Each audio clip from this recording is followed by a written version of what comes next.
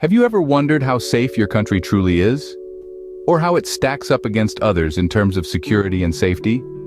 These are questions that linger in the minds of individuals around the world. And in today's discussion, we delve into a topic that is sobering and thought-provoking: murder rates.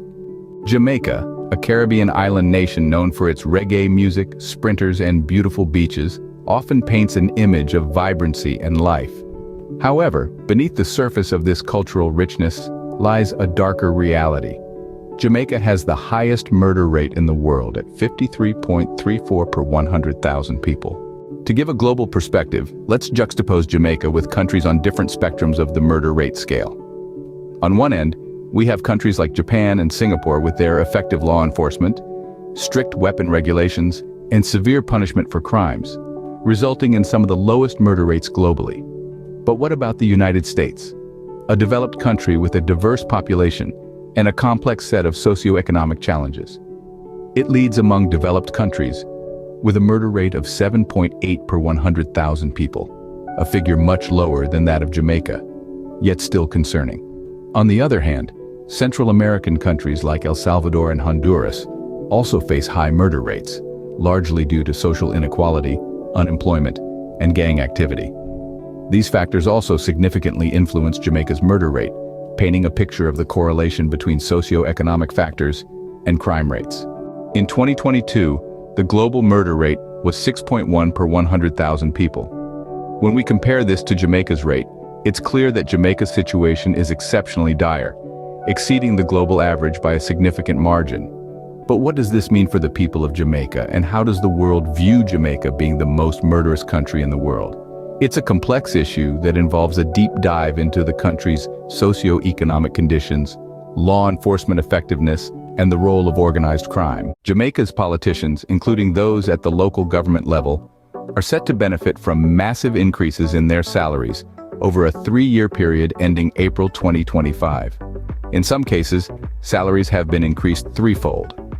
The increases, part of the government's compensation restructuring for the public service, were announced on Tuesday by Finance and the Public Service Minister Dr. Nigel Clark during a lengthy statement in the House of Representatives.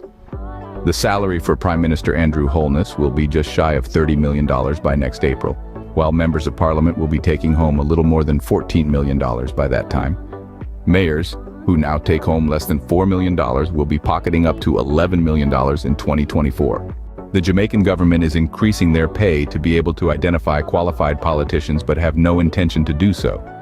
One year that is lacking is in the Ministry of National Security, hence Jamaica being the most murderous country. Also, being the most murderous country, the Jamaican government is sending troops to Haiti to help when they can't solve their own issues. Jamaican crime is focused on putting a band-aid on the issues surrounding crime, as opposed to identifying the root cause and addressing it. While it is often said that crime in Jamaica is related to poverty and influenced by the music, this has proven with data to not be the case, as the world's poorest regions have some of the lowest crime rates.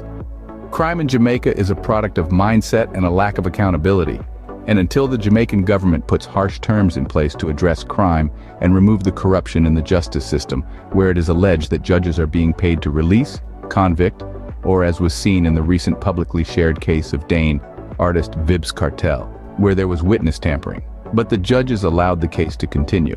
It's an indication of poor judgment and judicial practices that are not in preservation of keeping Jamaica peaceful. In summary, this discussion has shed light on the sobering reality of Jamaica's high murder rate, compared it with other countries to provide a global perspective, and delved into the potential reasons and implications of this situation. Safety and security are fundamental human needs, and it's crucial for us to understand the factors that influence these aspects. It's a stark reminder for us to strive for a world where every person, regardless of where they live, can feel safe and secure.